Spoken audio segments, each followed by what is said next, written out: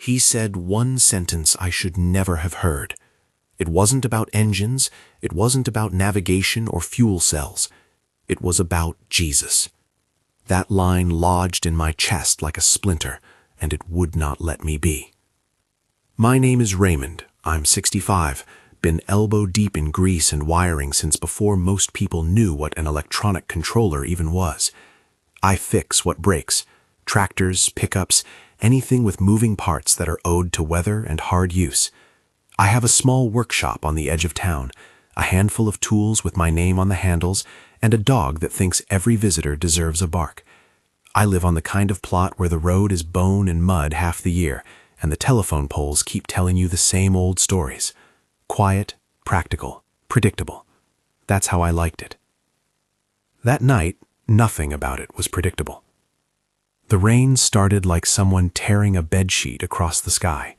It came down in cold, vertical sheets, the kind that makes the radio fuzz and makes your bones feel bruised. My old dogs at the back door went restless. They know weather the way I know torque, by feel. I was in the workshop pulling a stubborn nut off an axle when I heard something that did not belong to any machine I knew. It wasn't the wind, it wasn't thunder. It was a metallic rasp, like a drawer scraping against metal, repeated, deliberate, and rhythmical in a way that made the hairs on my arms stand up. I shouldn't have gone down the lane. I should have shut the door, put the kettle on, and let the storm do what storms do. But curiosity is a kind of obligation when you're a mechanic. You listen for odd noises. You follow them. By the time I reached the dip in the scrub, the rain had lessened to a needle sting. The sky above the scrub and pines was a bruise of slate, and in the hollow where the old limestone used to be, there was a thing I had no name for. At first you couldn't tell what it was. It didn't have the sleekness of the ships in the magazines, and it certainly didn't look like any aircraft I knew.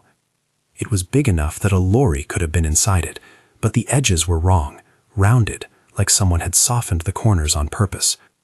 The skin of it was split, like tin cut with a blunt knife, and from the fissures a pale blue light pulsed, not like electricity, but like something cold and patient breathing. The rain didn't touch the metal. It ran off in tiny beads that climbed away from the surface like moths avoiding a flame. I remember thinking, because that's the kind of stray thought mechanics get, that the paint on it would never rust in my lifetime. Then a sound, like a cough, and a shifting inside the hull. Something moved. I froze. The dogs whined behind me. Up close, it smelled of ozone and something sweet and rotten, like old pennies and wet wool. There was a smell I'm not used to in my life, not petrol, not oil, not the hot sweat of a running engine. I reached for the torch, and the beam cut across a seam, and there, half inside and half out of light, a hand. It wasn't human, at least not the hands I knew. The skin had the texture of aluminum that had been sanded down and left in the rain. The fingers were too long, with joints that tapered like a pair of pliers, but it closed when I touched it, with a grip that had the familiarity of a handshake after a long absence. Raymond. The thought hit me before the sound did. Not in words, not a voice across the night, but like someone setting a pebble into the cup of my ear. It called my name the way my wife used to when she wanted me to stop dawdling and come inside. It knew me. I stepped back and then forward, because what else do you do when a thing you can't explain asks for help? I dragged him. I think of him as him, because that's what my mind did, back to the workshop. He was lighter than he looked, limp as a sack of rags one moment, and then steady, with a quiet dignity the next. There were burns where metal had met flesh or something like it. His skin, corroded and pitted, smelled of iron and rain. He didn't speak out loud. He didn't need to. When he wanted my attention, I felt a small pressure at the base of my skull, like the fingertip of a thought. "If you help me," that impression said. Not quite a sentence, more a half-formed memory. You can no longer pretend you do not know. They tell you when you're young and think the world is simple, that knowledge is a ladder. You learn, you climb, you become better. This was not that. This was a warning and an offering rolled together. Help, but once you do, you'll have to reckon with things you embarrassed yourself out of at 12 years old, with questions you have tucked into the glove box of your life. I set him up on an old bench by the lathe, wrapped him in a blanket that smelled of motor oil and cigarettes. My hands shook a little when I worked. Dirty hands are honest hands. I know the math of bolts and the patience of waiting for metal to cool. But I had no tools for whatever was wrong with him. His outer skin was scarred with strange corrosion, and the inner seams of the craft, where they'd been exposed, licked the air with a low blue pulse like a slow heartbeat. For 2 nights and a day I did the only thing I knew how to. I fussed. I cut away ragged metal and smoothed jagged edges, sealed an opening with a patchwork of copper and resin. And while I worked, I listened. He gave me impressions, images, small movies that weren't quite speech. He showed me a beam of light like a column, and a hand reaching out. That hand belonged to someone who wore sandals and looked at people in a way that made you feel known. He showed me a crowd on a hillside who were hungry for something their bellies couldn't name. He showed me storms and the sound of water on wood. The name Jesus came like the clink of a coin, familiar, stubborn, and heavy with centuries. When he finally made a sound that shifted the air, a low click that arranged into syllables, his voice was like the scrape of an old file on a hinge, but gentler. It impressed more than it said. You felt the sense of what he meant before your brain had the chance to build an argument. You're afraid of silence. An impression came, and it settled in me like dust. He said it the way someone points out a missing tooth. I, who have always filled the gaps with noise, radio, machines, the hum of a heater, felt suddenly exposed. Silence is full, it continued. It is full of the places you have hidden. The idea made me bristle. I'd carried my religion like most men I knew carried a coat, practical, sometimes threadbare, used mostly on Sundays or funerals. I went to church because it was the thing my mother did, and the thing that made sense when someone died or a child came into the world. It gave me a map for guilt and an instruction manual for how to apologize. It was tidy. It was useful. It wasn't the sort of thing that told you to lie down in the dark and listen to what your heart had to say. He, this visitor, kept returning to the word remember. Not remember facts, remembering the flavor of a morning, remembering how to let breath find its own pace, remembering who one is before the world teaches you otherwise. He didn't preach doctrine, he didn't list commandments. He put a finger to the place behind my sternum, and through that press left an ache that made me open my mouth and find the word God without thinking. One night, after a long, whitened hour of rain and work, I stepped out on the workshop's back step, and my Bible, worn thin at the edges, my wife's name written in the front, was there on the bench. I hadn't meant to read. I hadn't meant to do anything but keep my hands busy, but he had set it there. He called it curious. Objects, he said, hold the memories of the hands that made them. The Bible felt warm in my palms like a loaf left too close to the oven. I read Matthew because my fingers landed there by habit. I had read it 1,000 times in fragments and phrases, memorized the verses that helped you at a graveside or to bless the bread on a Sunday. That night, in the blue light of the workshop, the words moved differently. They were not instructions so much as invitations. When I read of the kingdom being within, it rose up off the page like steam. I sat very still and felt the room shrink to the size of the book and then swell again like a lung. What are you supposed to do when the place you've put your faith suddenly becomes a mirror?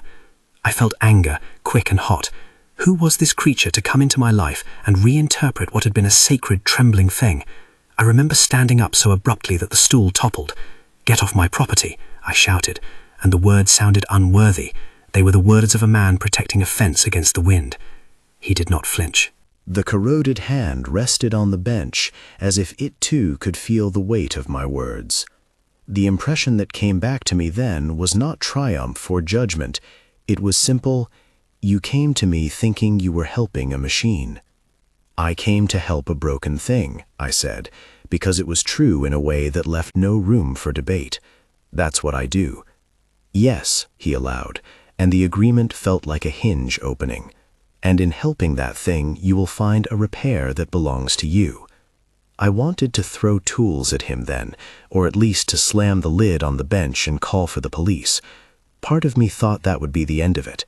Another part, small, stubborn, the part that knows how things fit together, leaned forward.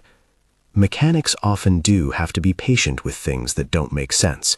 You apply pressure, you step back, you measure the give. So I sat down again, and we kept working.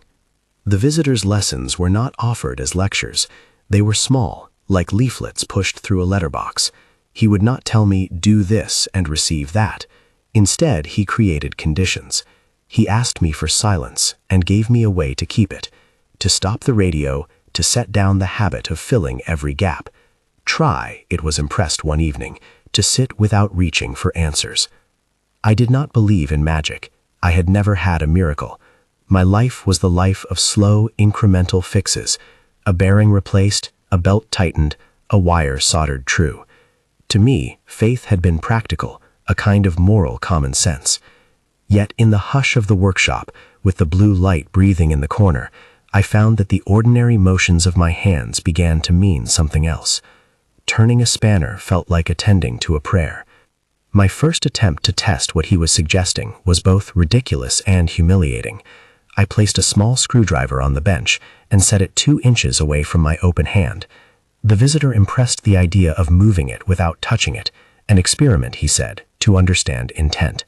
I snorted at the silliness. A screwdriver doesn't care for intention, I thought. It's metal and balance and friction. But his presence seemed to steady something in the room, like the lowering of a lid. He urged, not in words but in the way his thoughts would set the air, allow, do not push. I closed my eyes because it felt less embarrassing to do it blind. I breathed in and out. I thought of my wife, Helen, who used to tell me that the thing about a small kitchen was that you could be fed and still be hungry. I thought briefly of the summers when I was 12 and my father taught me to mend a punctured tire. Those memories came soft and clear, and with them a certainty that lives deeper than anxiety. The screwdriver trembled. For a second I thought it was a draft. Then it nudged, ever so slightly, as if a fingertip had brushed the metal. I opened my eyes, and there it was, inches from my hand, no obvious cause. I laughed then, a short, sharp sound that might have been relief or embarrassment, and the visitor's impression was amused, almost tender. Not everyone will see it, he impressed. Not everyone will feel the same. This is not your doing alone. I am not a man given to flights of fancy. To see that little movement was unsettling. It opened up a space where a different kind of logic could exist. If a screwdriver could be coaxed into motion by aligning a mind, what else was merely waiting for a hand to arrive? Of course, I failed more than I succeeded. There were evenings when the screwdriver remained stubbornly in place, and I would feel foolish and angry, like a man trying to push a rope up a hill. Those failures were valuable in a way that no repair manual ever taught. They taught me patience and the difference between forcing and allowing. The visitor, with his quiet insistence, kept telling me that trying, hard, clenched, determined, was not the same as knowing. He used the word intention in ways that were not about wishing, but about aligning. You tighten a bolt, he impressed once, with force, but you set a shaft to spin by clearing the resistance. That is the work you must learn. It sounded obvious when he said it, but in my muscles it felt like undoing a knot. I had spent decades tightening, securing, clamping down on things in my life, faith included, because it was safer to have a thing buttoned down than to risk it flying apart. The visitor's insistence that some things mend by being let go frightened me. It suggested there were parts of me that had been held together by habits, not truth. And then there was the other thing he said, the thing that made my blood run cold when I first realized its implication. He impressed an interpretation of the stories of Jesus, not as a ruler who demanded a crown, but as a remembrancer, someone whose life showed how to wake up to a way of being that had been there all along. It was not blasphemy in the sense of deliberate insult. It was more like someone handing you an old photograph and pointing to a face you had never considered. Jesus, the visitor suggested gently, taught the method of remembering. That line, what he knew about Jesus terrified me, was not a dramatic flourish. It was a simple description of what happened when the tiny, neat architecture of my faith began to shake. If Jesus was an exemplar who pointed to an inner kingdom, then what did that say about all the railings and rituals I'd been taught to trust? What did it mean for the sermons that told me of authority and obedience? My first reaction was fear. Not fear of losing faith, but fear of what it would cost to follow a truth that might ask me to become different. When I confronted him, late, after a night when the rain had gone and the sky had been washed clean, I felt foolish and furious by turns. "Are you saying I should stop going to church?" I asked, the words flimsy. He did not answer in that way. The impression was, attend where your heart is known. Do not mistake structure for presence. It was not an instruction to abandon, nor was it a condemnation of the people who showed up on a Sunday and meant what they said. It was a reading that made room for mercy and critique at the same time. I could have raged against the whole thing and walked away. Instead, I went home with the Bible under my arm and slept badly, thinking of sermons and sacraments and the smell of incense at a funeral. Over the weeks that followed, my routine shifted. The repairs I did for town farmers and neighbors got done with the same skillful hands, but I found myself moving through them with a slower breath. I would set down a wrench, clean it, then sit and look at the way light fell across the bench and think about the way the visitor had looked at me, not with human pity, but with the sort of patience you see in a machinist who knows a part will do what it must if you do not force it. People began to notice small changes. Mrs. Harrow stopped by one afternoon when her tractor stalled. She was a woman who never wasted words. We drank tea while I tinkered with the carburetor, and I found I was less likely to tell her what to do and more inclined to ask her what she remembered about the machine, when it ran true, what sounds it made. In asking questions, she found answers she had not used in years. She left with a grin and a pot of jam as payment, more pleased with the conversation than the repair. But not everything was peaceful. There were nights when the visitor's impressions butted with my old stubbornness like two gears grinding. I was proud of the life I had led. Pride had its own sanctity. I had buried grief in good work and kept my wife's memory wrapped in routines that did not demand change. To be told that some of those routines were levers of forgetfulness felt like an accusation. The visitor did not accuse, he invited. And that invitation is where the terror lived. It is one thing to tinker, it's another to open a door that has been locked by habit. Once you see the door, you have a choice whether to step through. For a long time I stood with my hand on the knob, listening to the sound of my own breathing. One evening, cold, starless, I did something I had never in my life thought to do. I took a hammer, not to strike, but to set aside. I walked the mile or so to the clearing where the craft had lain, and where in the grass the imprint of its body still hummed faintly. The ground was soft, the air thin with frost. The blue light had faded to a faint smudge, but the memory of it pulsed like a second heartbeat. He was there, on two legs this time, looking less broken than the first night. He watched me with those two long fingers folded and an attention that felt like riverstone. I found, to my surprise, that when I got close enough, I was not shaking. My hands were steady. I had done some work, I suppose, removed a few small rusted plates the week before, coaxed a spark into a dying valve. I also had been reading and failing and trying to breathe in a different way. I think, in the end, that's what steadied me. Today, he impressed, you will learn not to fix with force. I had to laugh at the absurdity of it. Isn't that the job? I asked, half to myself. It is the craft, he corrected, more as an impression than a correction. But there are crafts of the hand and crafts of the heart. I did not know then how those words would follow me like a song for a long time. I did not know how they would make me look at every machine, every person, every sermon with fresh suspicion and a new willingness to be undone. We walked back to the workshop together, two creatures in the wash of the morning, and whatever lessons lay ahead felt less like a test and more like an apprenticeship. There is a thin, bright fear that accompanies new learning. It is easy to mistake it for failure. I felt that fear often in the weeks that followed. It was a servant of change, knocking at the back door. I kept the dogs close and the radio low. I started to keep a small notebook in my pocket and wrote down impressions and moments. A screwdriver nudged, a neighbor's grin, a line in Matthew that glowed like a seam. I wrote them down so that later, on nights when doubt came like a fog, I could thumb through the small proofs that something was shifting. Not everyone would call it a miracle. Not everyone would call it anything at all. But for me, a man who had spent 65 years fixing the outer world, something had begun to break open on the inside. The visitor had brought a wound and a map, and in tending one, I had stumbled across the other. If you feel this telling tug because it speaks to you, stay with me. There is a brief note pinned below this video with an ebook that collects some of what I learned in those nights. I don't claim it is an answer for everyone. It's a set of reflections for those ready to look inward. If you're inclined, subscribe and the link will be in the pinned comment. For now, the work went on. Tools clattered and the rain re-knitted its seams across the roof. The town went about its business, unaware that there was a question hovering in the air above the scrub that might not be answered by wrenches and spanners. The visitor and I fumbled towards each other across those first few lessons, and every small success loosened a bolt inside me I hadn't known I'd tightened. But the most troubling thing, the thing that bent the thin spine of my certainties, came in a moment so quiet I barely noticed it at the time. I had been asking the wrong questions, I realized, as if questions were keys, and I'd been trying the wrong key in a stubborn lock. The visitor began to press further, not with answers, but with memories. He pressed me to remember not facts, but a posture of being, a way of listening, an openness the size of a hand.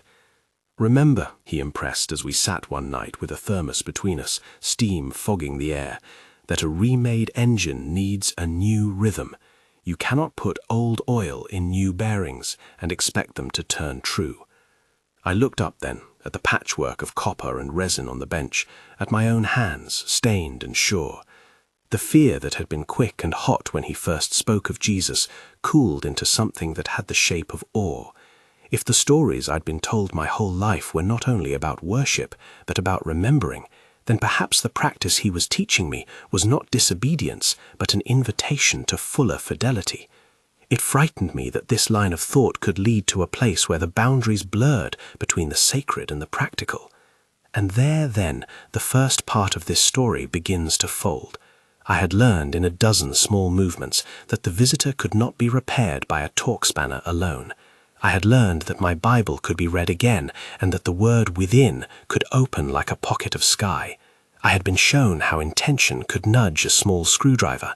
I had felt terror and tenderness and a slow, unassuming hope that something might be different. We were not ready for the core yet. We had patched the hull, restarted some small systems, but there was a deeper misalignment humming in the center of that thing, an axis that no metal could hold straight without the bearing of a mind aligned. The visitor watched me one evening with patience that had the weight of continence, and for the first time I understood. To fix the ship would mean to fix me, and the cost of that repair might be more than I had bargained for. I shut the door of the workshop that night with the sound of the dog's paws at the threshold and the smell of rain drying on metal. I put my tools in their places, washed my hands in the basin until the water ran blue with grease, and sat with my Bible open on my knees. The word remember kept pulsing in my skull like a rhythm I couldn't dismiss. Outside, the craft hummed faintly in the hollow, a patient alien thing, awaiting a kind of repair I'd never attempted. Inside, a man who had always been certain of bolts and timelines and simple cause and effect sat tremulous with new questions. And then, as the house settled and the town slept, I made a choice. I would try. Not to be clever, not to become anything dramatic, but to allow something to change within me. I did not know if that would mend the ship, or save my reputation, or make me something holy. For all I knew, it would only make me poorer company for my friends. But the alternative, staying as I was, fixed and tidy and sure, felt smaller than the curiosity that would not leave me. That choice was the hinge on which everything turned. The next weeks fell into a new kind of work rhythm, one that had my hands busy and my head quieter in a way I couldn't have planned. I kept the bench lights low in the evenings. I kept the radio off. It felt as if every sound I let out into the room wasted something the visitor was trying to hand me, a measure of attention. My notebook grew pages with small notes in a cramped hand, times, impressions, the odd success, and the many failures. There were nights when I slept like a man who'd walked all day, and nights when I woke with my heart thudding as if someone had tightened a belt around it while I slept. Practice, the visitor impressed, was not a succession of tricks, but a retraining of attention. He used analogies a machinist would recognize, but they were metaphors that landed in my chest. You always balance shafts by finding where the wobble is smallest, the impression went. You will align the core by finding where resistance loosens in you. Sometimes the meaning was clear, sometimes it felt like a riddle that would only make sense after I'd failed enough to want an answer. I took to small experiments like excuses to keep trying. The screwdriver episode became a ritual of sorts. Sometimes it trembled and moved as if a breeze had coaxed it. Sometimes it lay still like someone pretending to be a rock. There was a key once, an old brass key that opened a lock long since gone. I set it on the bench and tried to will it across the wood. At first nothing. Then, after a long breath and a letting go rather than a pushing, it slid an inch, then two. When it happened, I felt a wash of something like vertigo and joy at once. I laughed like a man who had been holding his breath too long. With each small success, the visitor became less other in my imagination and more a tutor whose patience had no measure. He never took credit or made claims. He merely placed impressions in the air and let me test myself against them. Allow, he impressed. Do not shove. A sentence that small began to thread itself through everything I did, in the way I lifted a sickle to sharpen it, in the way I listened to an anxious neighbor, in the way I read a familiar line in Matthew until it felt new. The townsfolk kept their curiosities to themselves mostly. People are averse to admitting they don't understand things. It unsettles the social ledger. Mrs. Harrow told a neighbor that I smelled different lately, in a way she couldn't define. Cleaner, she said, which made me want to laugh and blush at once. The pastor stopped by one Sunday because he'd heard a rumor, and because pastors are, in their quiet way, fishermen of stories. He found me wiping my hands and staring at the light as if it had a secret to tell. We spoke of common things, weather, the state of the lane, until the pastor, with a hesitant kindness, asked how I was. I said enough about the craft, and not enough about the nights. He left with a piece of cake and the kind of worried blessing that is both sincere and useless against certain kinds of change. I thought then about the way institutions hold the sacraments and the people who keep them. The visitor had pressed me not to throw out what was useful. He had warned against mistaking form for life. I carried that caution like a pocket compass. One afternoon a farmer brought in a generator that wouldn't take a charge. I set to work, and as the engine warmed and the smell of burning insulation rose, the farmer and I began to talk about his boy, who had gone to the city and not called in months. The man wanted advice. I offered questions. It was a small thing, but it felt like a retuning. The visitor had taught me to ask about what had been remembered rather than what had been lost. People, it seemed, remembered their own lives when someone asked the right kind of question. Still, the old habits of tightening down on things, in faith as much as in machines, did not vanish overnight. I found myself often bracing for the worst like a man who expects seasonal storms. There were nights I wanted to demand answers, to make the visitor speak plainly and end the shaking. Once, in a fit of frustration, I slammed a drawer and shouted at the air. The dogs looked at me like a man who had barked at his own shadow. "You do not have to know everything at once," the visitor impressed then, almost gently mocking the shape of my temper. "Repair requires patience as much as skill." The big tasks we did in stages. The hull's patchwork held. The smaller systems took coaxing, rewiring, and an intimate knowledge of leaky connections. But the core, the axis he had hinted at, remained stubborn as an old shaft. There were evenings when the air itself seemed thicker around it, and my hands would go cold with the sense that, if I fumbled, something deeper might be hurt. The ship's central ring had a dull blue aura that hummed like a bee caught under glass. I could feel it at the edge of my perception, a misalignment not in metal but in intention. And then came the night the wind changed. The forecast had been mild, and I had been lulled into a complacency that I now know was as dangerous as hubris. I had been working late, eyes tired, when the dogs woke with the same kind of sharp alertness that announces more than weather. The house seemed to inhale in one long breath. I walked out to the clearing, expecting to check on the hull, and instead found the night not as I'd left it, but waiting like someone at an appointment. He was standing near the craft, not inside it, as if he'd taken leave of the metal for reasons I could not yet name. The blue emanation around the core had intensified into a ring of light that pulsed with an almost musical tone. At the first sight of it, I felt time tilt, my watch slowed, and the rain hung in the air like strings of beads frozen mid-fall. It's a poor description to call it time slowing, because it was less about seconds and more about a stretching of my experience. The world narrowed to the boat of the ring and the place where my palms rested on metal. "You will have to be still," he impressed, and the instruction landed like a spanner across a stubborn nut. The clarity of it woke something in me. I set my hands on the central panel, not expecting anything beyond the work of a man who has spent years trusting his hands. I breathed the way I'd been taught to breathe in the last weeks, long, with a surrender rather than a clenched effort. There are moments you remember because they refract everything you've been before them. The ring's pulse moved under my palms like a tide, and then steadied, matching the rhythm of my breathing. In that matching, an odd thing happened. The resistance between me and the core thinned, as if a latch had been released. The ring's light climbed into my chest with a warmth that had no heat, and an intelligence that felt older than the town itself. I had the sensation not of being taught, but of being remembered. Images came, not as a tidy story, but as fragments that sang together. A hillside that smelled of dust and bread, children with tired knees, a man who looked at people as if he could see the lining of their lives.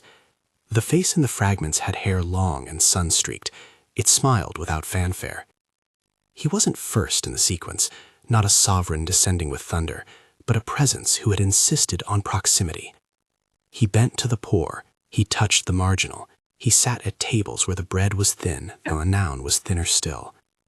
The visitor did not speak in sentences about him. He impressed impressions, an approach, a way of looking. It is important to say that what came through the ring was a reading. It was not a manifesto begrimed with certainty. It arrived as a revelation that sat beside every sermon I had ever heard and offered a different lens. If I had to attempt to put words to that lens, it was this. The stories of Jesus might be less about receiving a throne and more about learning a way of attention that makes one whole. The phrase "kingdom within," which had once floated past my ears on Sundays like a decorative ribbon, riveted itself into my chest like a kept promise. It glowed, not as a doctrine to be defended, but as a practice to be entered into.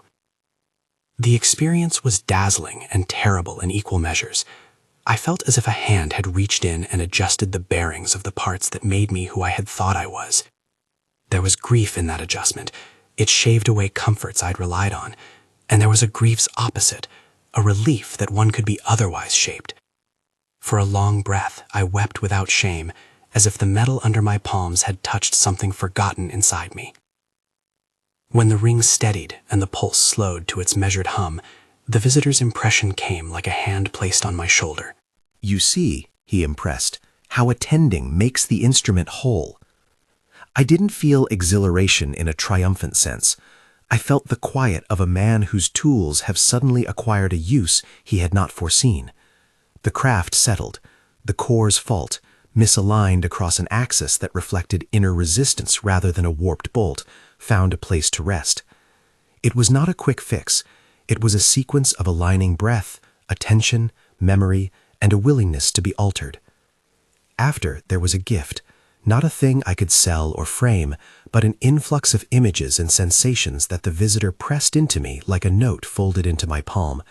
It was as if someone had poured a memory into me, scenes of a man teaching by story and touch, the hush of a crowd leaning in, a river and a net and a laughter that made work light. There were also impressions of people from distant places, faces that suggested the presence of other seekers, other bearers of the same method of remembering. The visitor did not say these were proofs of doctrine. He suggested they were examples of a wider human experience, people waking to the sense of what is deeply true. When the download receded, I was left with the visceral knowledge that something essential had been clasped into my mind, like a tool I didn't possess before but was suddenly able to use. It was not information so much as an orientation, a way to hold myself in relation to the broken and to the living. The real terror that had first seized me, what he knew about Jesus terrified me, had shifted its tone. Terror had driven a dim understanding that my old certainties were partial, but now, after the aligning, the terror thinned into a sober awe. What I had been afraid of was not the presence of truth, but the cost of living from it. The next days were not cinematic. The visitor left the clearing at dawn, and the ship, better disguised now, hushed and less threatening, slipped back toward whatever horizon it had come from. There was no sweeping departure, no dramatic ascent. The hull eased into the mist and went quiet, like a large animal returning to the sea. He stood at the edge of the hollow. He looked at me once with those long fingers folded, and then he was gone. No portal, no spectacle, simply an absence that carried as much weight as a presence had. I did not try to follow. I knew some things you could not pursue without losing the lesson. When the hull had gone and the hollow was only field, I walked back to the workshop. The dogs met me at the door as if nothing had happened. I went inside and sat for a long while, the Bible open in my lap. Matthew's words shone differently now. The notion of the kingdom being within was not an esoteric idea, but a practice I had stepped into with my palms on alien metal. I read the Sermon on the Mount with a kind of trembling reverence, not because I'd been told to, but because those sentences now felt like instructions for how to be steady in a world that constantly sought to unfix us. I also carried with me a caution that the visitor had made plain. This was a reading, a way of understanding, not an erasure of everything else. I had not been told to abandon the church or to scorn the liturgy that comforted many. I had been shown a posture of attention that could sit alongside ritual and make it more alive. This mattered to me because I had people in town I loved, pastor included, and I did not want to be the sort of evangelist who burned bridges rather than built them. So I went back to church one Sunday, not as a man seeking ammunition for argument, but as someone who had a softened heart and a handful of new questions. The service was the same in structure, but different in texture. When the pastor delivered his sermon about faithfulness, I listened and also felt beneath the words a different music. After, I lingered in the yard while people chatted about casseroles and calves. The pastor found me, and we walked and spoke with the kind of awkward intimacy that happens when two men with shared rituals become uncertain companions. "I've been changed," I said, which was the clumsy truth.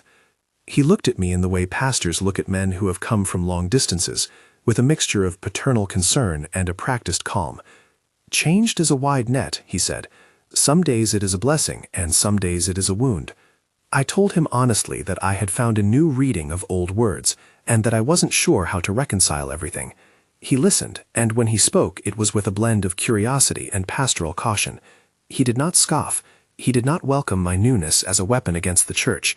He asked questions about the change of heart, about grief, about whether I had been tempted to reject everything. We saddle at church steps like old men mending fences. There is a temptation after something extraordinary happens to tell everyone and have them tell you you are right. I resisted that urge. Instead, I experimented with tenderness. I began to offer, in the small ways I had learned, a different kind of presence. When Mrs. Harrow brought jam, I broke bread with her and asked about the sounds the tractor made when it ran true. When the boy who worked on his father's farm came by to learn how to weld, I put down the lecture and showed him how to listen to the metal. We had a silence between us that conveyed more than a long speech.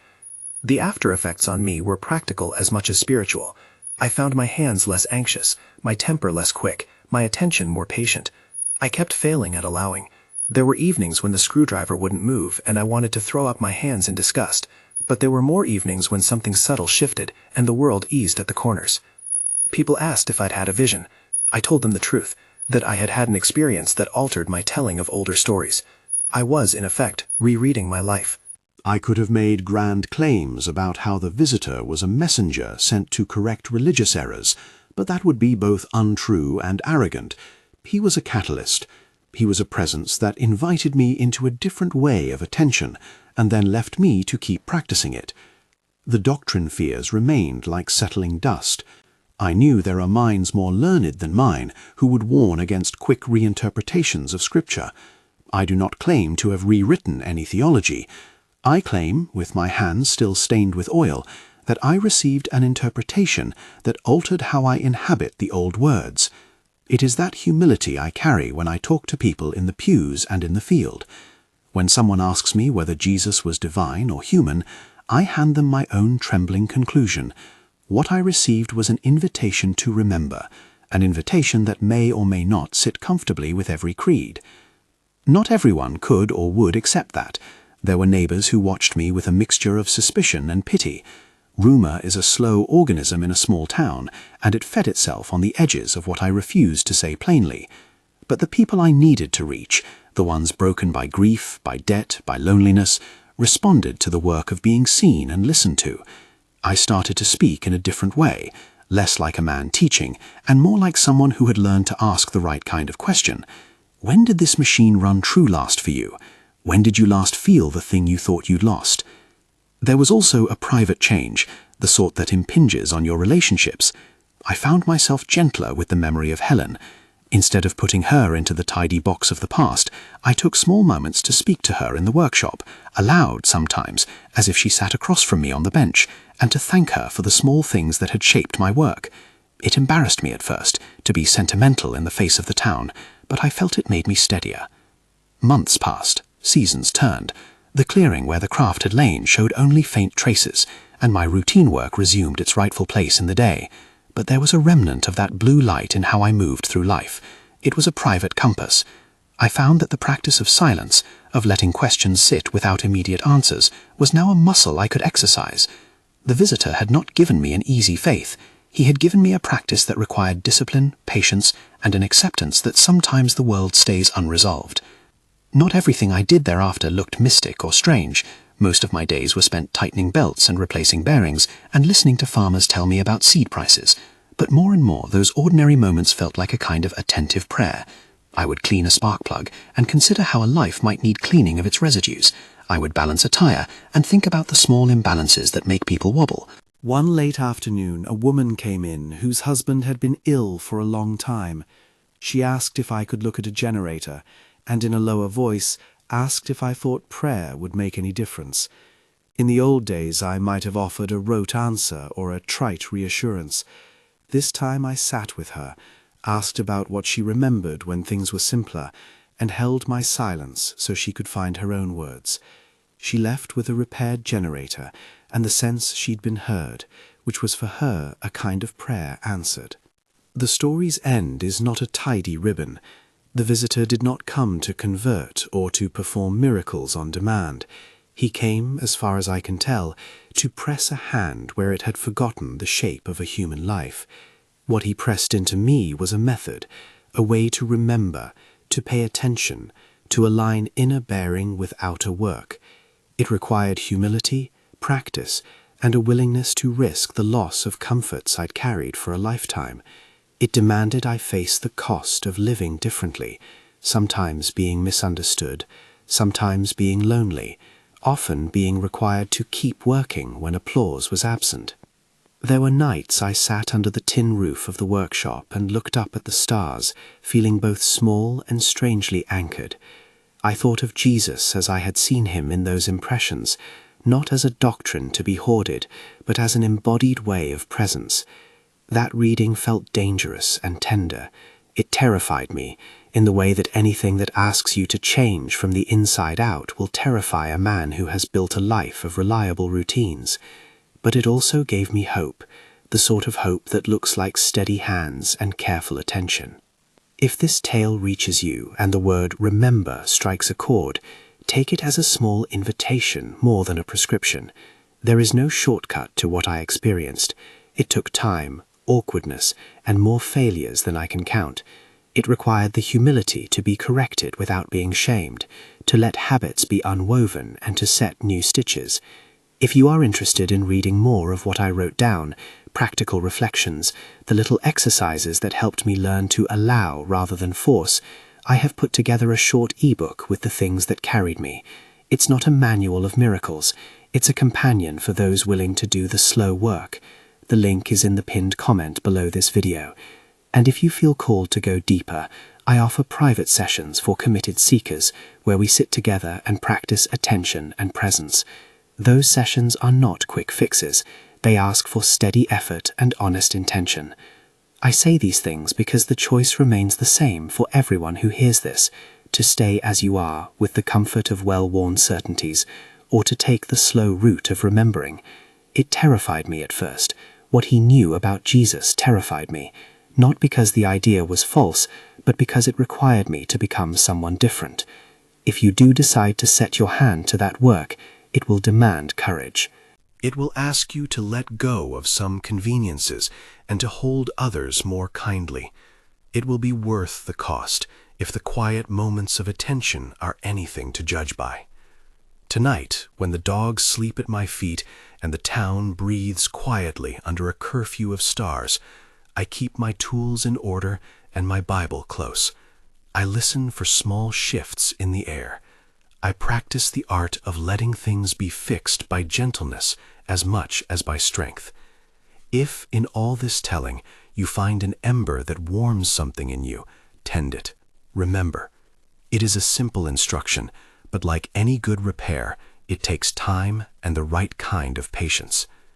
If you're ready to explore further, the ebook in the pinned comment gathers some of the reflections and practices that helped me.